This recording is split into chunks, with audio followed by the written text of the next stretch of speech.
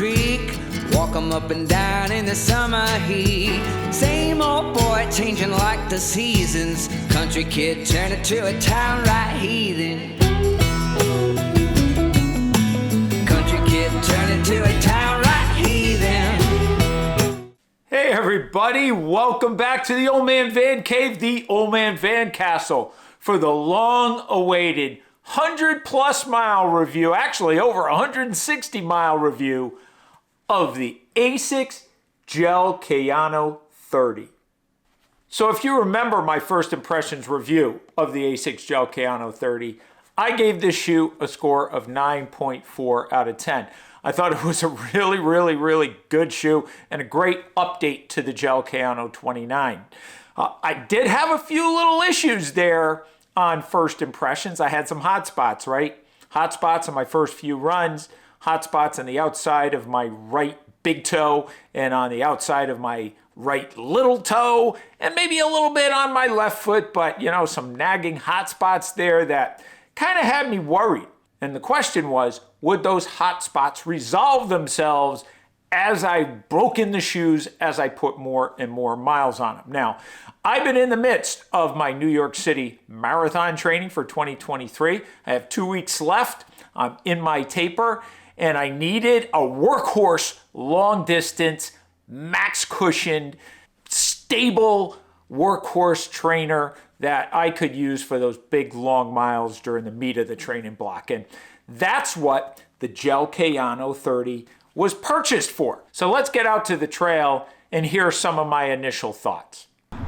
Hey everybody, it is Sunday, the last run of week 16 of my New York City marathon training. I think it's time to give you my 100-plus mile update of the Asics Gel-Kayano 30s. I'm going to tell you, if I gave you an update about 50 miles ago, it wouldn't be that great. I was having lots of problems with hot spots. You know, the cushioning's great, stability's great, all that good stuff, but hot spots were just horrible. But I'm going to tell you now, almost 130 plus miles in, they finally suppled up in that upper and in that sock liner that I'm not having the same problems I had earlier. So we're gonna get out here, get a 15 or 16 mile run in today. Last double-digit run before New York. When I get back in the house, we'll go over, you know, in more detail, the 100-mile updated review of the Gel-Kayano 30s.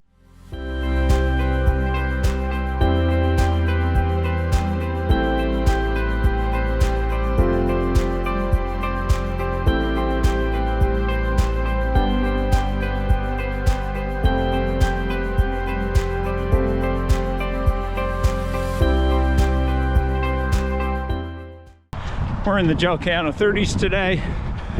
Gonna give you that 100-plus mile update. They're performing a lot better than they did early on in reference to hot spots and blisters. So, enjoying them today. Need it for my tired legs. So I'm gonna give you a really good updated review. Also, have upcoming 100-plus mile reviews on the Asics Super Blast and the Fresh Foam Vongo V5 from New Balance. So stay tuned, and that long-awaited extreme endurance review that I know I promised, but with all the stuff going on, it's been a little bit delayed, so appreciate the patience. Now that I'm winding down, gonna have some extra time to knock out these videos.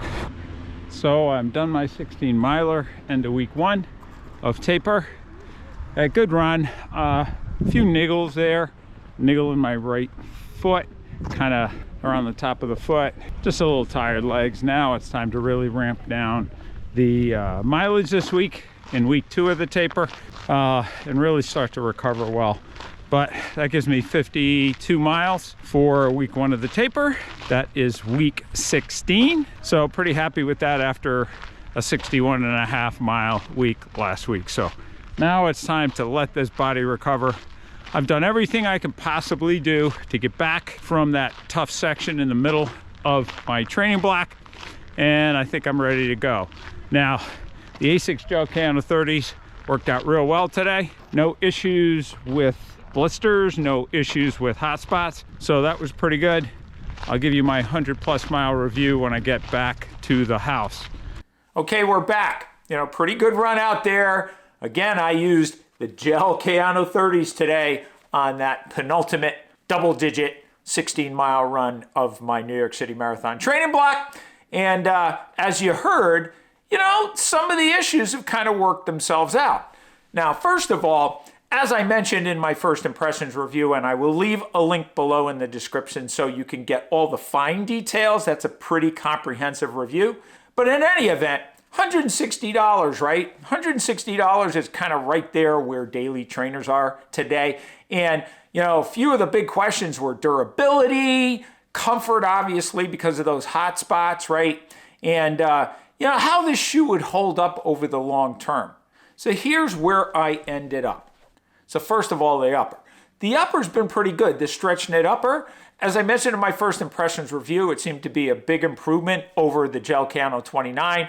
It's more breathable, more flexible, more malleable there. I have found that it's not nearly as hot as the Gel-Kayano 29. And you know, I ran in this shoe over the summer when it was really, really hot and humid. And my feet never overheated. Now, it's not the coolest shoe out there or the airiest shoe out there, but it was okay.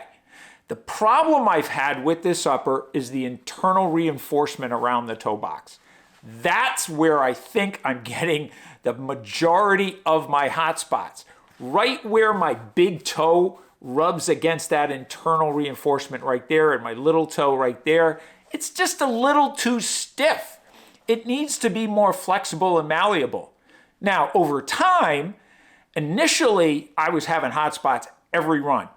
Then I had to start using some moleskin on my toes to kind of protect those areas where I was getting hot spots. But it continued, you know, for the better part of 100 miles, I was still getting hot spots, but that was the way I had to manage it. But after 100 miles, these reinforcements right here have started to get more flexible. I'm not having to put moleskin on all the time in order to keep my feet from getting blisters or hot spots. So it's just taken a real long time for that material right there and right there to break in. But now, you know, 160+ miles, I think exactly 164.25 miles. It's much, much better. I was able to do that 16 miles today with only a small piece of moleskin on the outside of my right big toe. No issues with my small toe, no hot spots anywhere else on the feet. So it's starting to break down. It's just taken way too long, in my opinion, for that to happen. Outside of the hot spots, very, very comfortable shoe. It's still comfortable after 164 miles. You got that 40 millimeters in the rear foot, 30 millimeters in the forefoot, so you got a lot of material underneath there. It's very, very comfortable for those long runs. That 10 millimeter drop when my form starts to fall apart really helps me, you know, when I'm hitting on my heel, gives me enough compression there and rolls me into the midfoot and the forefoot. So very, very comfortable there. Nothing has changed. It has been the shoe that I need when my legs are tired. Another thing that was a little bit kind of off was that Ortholite sock liner. It was a little bit stiff, especially in the forefoot. And I felt a little sandpapery at times, you know. It felt a little stiff, and that also took a little while to kind of break in. Now it feels soft and supple after the amount of miles I put on it. But in my opinion, it took a little bit too long for that. Here's the thing. You want a shoe that you're going to want to go out the next day after you ran in it the day before and put it on again. And, you know, if you buy this shoe, you pay $160 for it, you go out there, you get hot spots, you blisters, it may collect dust in your closet. So, you know, Asics, I think you need to do a little bit better with your uppers, with the reinforcement around the toe box, and with your sock liners. Saucony does a great job. Brooks does a great job. Hoka does a pretty good job too. It just seems that, you know, in a lot of the Asics shoes, especially for me, and I've seen some of that feedback from others, people tend to get hot spots in them. I get hot spots in them. Not every Asics shoe, but, you know, a few of the Asics shoes, I get hot spots where I don't get hot spots in those other shoes. And it's not because they're too tight. There's plenty of room, true to size, in that toe box and around the midfoot. So no issues there with the fit, just the materials. You gotta get it more supple. Now lastly, something that kind of surprised me with this shoe. As I said, I've got 164.25 miles on it. Now, where I tend to heel strike is right here, right here. Now on this shoe, which is my right foot, I don't heel strike here as much as I do on my left foot. However, I don't know if you can see it here. I've worn that down pretty much to the limit right there. I'm about to hit the midsole. On my other foot, it's totally worn down. I have not put shoe glue on these shoes yet. And I did that for a reason. At 164 miles, you know, with this AHAR plug here, this high abrasion resistance outsole material, I figured it was gonna hold up better than it has. So I'm gonna put some shoe glue on there because the midsole is holding up more than fine. It's just, I'm thinking it's maybe a little bit too soft, that material, and it wore down a lot quicker than I thought it would. But that being said, I can put shoe glue on there and address that issue. On the stability front, no complaints whatsoever. As I mentioned in my first impressions review, a very, very wide platform. This 4D guidance system, as you can see right here, this is softer material. You'd think it was more firm because it looks like a medial post. It just does a really good job of keeping your foot planted without being overdone. No issues with stability whatsoever. Again, I'm taking this shoe on really, really long runs because that's what I need when my feet are tired. Now on the surprising front, surprisingly good front. This is 10.7 ounces in a men's size 9, so it's not the lightest shoe out there. And you know, big block of midsole material on here. You'd think it's a plodding shoe. Well, it's not the fastest shoe out there.